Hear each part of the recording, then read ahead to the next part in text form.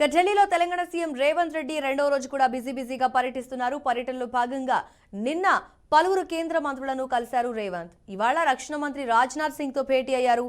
రక్షణ భూములు, cantonment area సమస్యలపై చర్చిస్తున్నారు. అంతకుముందు యూపీఎస్సీ చైర్పర్సన్ తో భేటీ అయ్యారు.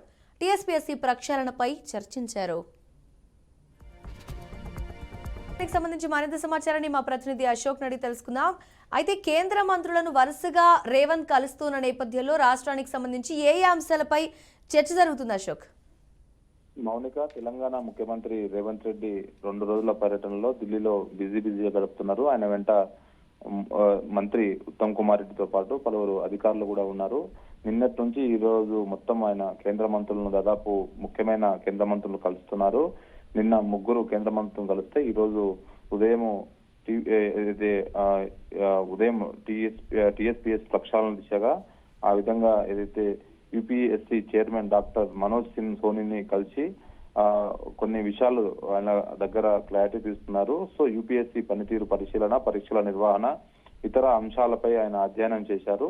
సో యూపీఎస్సీ చైర్మన్ తో కలిసిన సందర్భంగా గతంలో ఏదైతే తెలంగాణలో టీఎస్పీఎస్ ఎగ్జామ్ నిర్వహణలో లోపాలు, ఆ పేపర్ లీకేజ్ వ్యవహారం జరిగింది. సో దానివల్ల పరీక్షలు కూడా రద్దయ్యాయి. ఎంతో మంది విద్యార్థులు భవిష్యత్తు గందరగోళం జరిగింది. సో ఆ నేపథ్యంలోనే యూపీఎస్సీ అనేది ఢిల్లీలో కేంద్ర ప్రభుత్వం నిర్వహిస్తుంటది.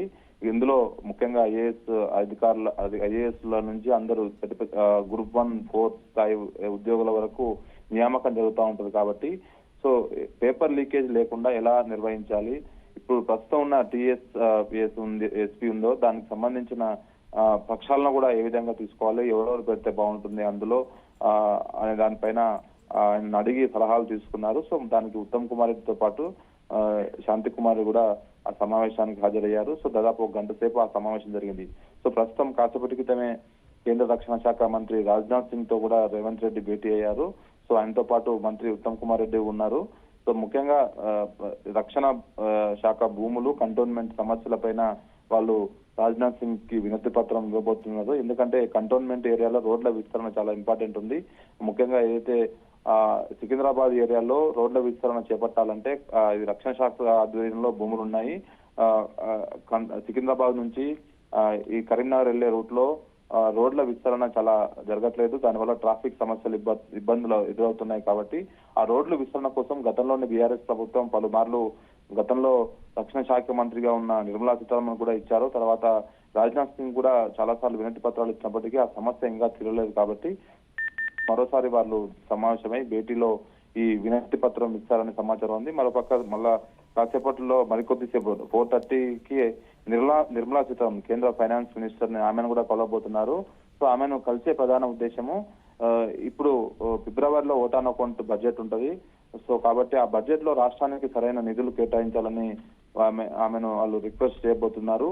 సో గతం కంటే ఈసారి కాస్త భిన్నంగా డబ్బులు, ఎక్కువగా నిధులు, ప్రాజెక్టులు కేటాయించాలంటూ ఆమె రిక్వెస్ట్ చేయబోతున్నారు. సో ఇందులో ప్రధానంగా రైల్వే ప్రాజెక్టులు కానీ ఇతర ఏమైనా ఏదైతే ప్రాజెక్టులు గతంలో పెండింగ్ లో ఉన్నాయి కాబట్టి సో వాటిని కూడా నిధులు వెంటనే విడుదల చేయాలంటూ నిర్మలా సీతారామన్ రిక్వెస్ట్ చేయబోతున్నారు. సో మొత్తానికైతే రేవంత్ రెడ్డి ముఖ్యమంత్రి షెడ్యూల్ బిజీగా ఢిల్లీలో ఉన్నారు. నిన్న ఏదైతే కేంద్ర హోంశాఖ మంత్రిని కూడా కలిసి కొన్ని వినతి పత్రాలు ఇచ్చారు. గజేంద్ర షెకావత్ ను కలిశారు, హర్దీప్ సింగ్ పూరిని కూడా కలిశారు. సో రాష్ట్రానికి సంబంధించిన పలు వివిధ అంశాలపై వినతి పత్రాలు ఇచ్చారు. సో పాలనా సౌలభ్యం కోసము తెలంగాణకు అదనంగా ఐపీఎస్లు ఎక్కువ ఇవ్వాలంటూ రేవంత్ రెడ్డి నిన్న